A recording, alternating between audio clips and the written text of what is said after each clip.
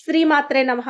మన ఋషులు మనకి మన మీద దయతో ఎన్నో పరిష్కార మార్గాలని, పరిహారాలని సూచించారు. ప్రతి సమస్యకి ఒక్కొక్క పరిష్కారం ఉంది. మనం నమ్మితే నమ్మినంత, నమ్మకపోతే నమ్మనంత. రామ పట్టాభిషేకం సర్గ చేస్తే ఉద్యోగం వస్తుంది అని అంటారు కదా! కానీ రాలేదు అని అనుకుంటూ ఉంటారు.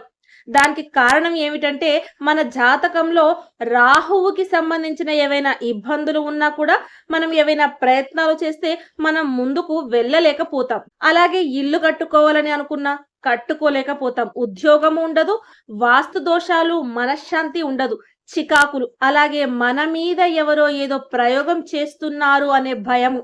మనల్ని ఎవరో ఒకరు బాధ పెట్టడము, కష్టపెట్టడము, ఇలాంటి చికాకులు ఏవైనా ఉంటే భూదేవి కృత ఆదివరాహ స్వామి వారి స్తోత్రం చేస్తూ భూదేవి సూక్తంతో పారాయణం చేయించి హోమం చేయించినట్లయితే అద్భుతమైన ఫలితాలు ఉంటాయి. ముఖ్యంగా ఎంత ప్రయత్నించినా ఇల్లు కట్టుకోలేని వాళ్ళు మన దగ్గర డబ్బులు ఉంటాయి, స్థలము ఉంటుంది, కానీ ఎన్నిసార్లు ప్రయత్నించినా ఇల్లు కట్టుకోలేం.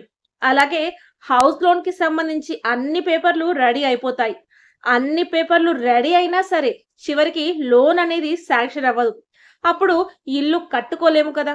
అలా ఏదో ఒక విధంగా మనం ఇల్లు కట్టుకోవాలి అని అనుకుంటే వచ్చే ఇబ్బందుల నుండి భూదేవి ఆదివరాహ స్వామి వారి స్తోత్రం నిత్యం చేసినట్లయితే ఆ ఇబ్బందులన్నింటి నుండి బయటపడిపోతాం. దీంతో పాటుగా కోర్టులో ఏళ్ల తరబడి భూమికి సంబంధించిన తగాదాలు నలుగుతూ ఉంటాయి. అలాంటి వాళ్ళు హోమము గనక చేయించినట్లయితే ఇంకా ఎప్పటికీ తెవలటం లేదు అనే కేసుల నుంచి మనం బయటపడతాం.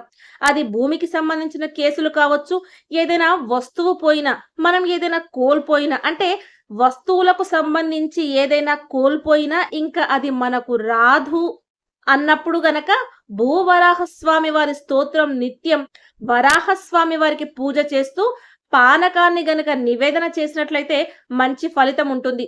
మరి విగ్రహం ఇంట్లో పెట్టుకొని అభిషేకం చేయొచ్చా? తొందరగా ఫలితం ఇస్తుంది కదా అని అనుకోకూడదు.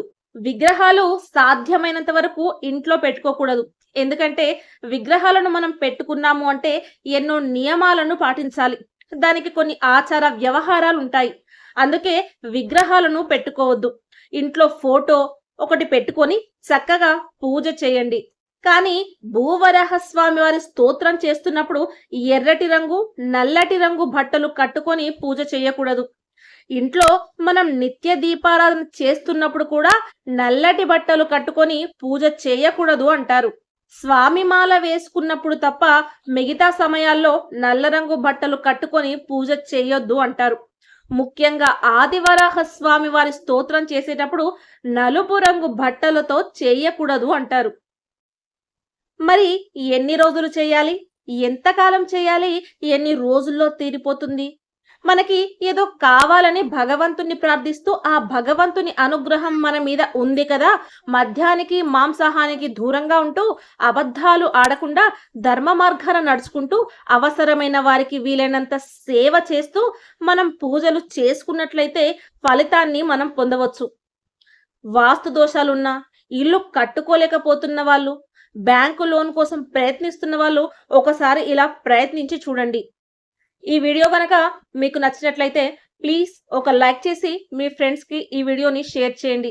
అలాగే మా కొత్త వీడియోస్ మీకు వెంటనే చేరాలంటే మా ఛానల్‌ని సబ్స్క్రైబ్ చేసుకొని పక్కనే ఉన్నటువంటి బెల్ ఐకాన్‌ని ప్రెస్ చేయండి. నమస్కారం.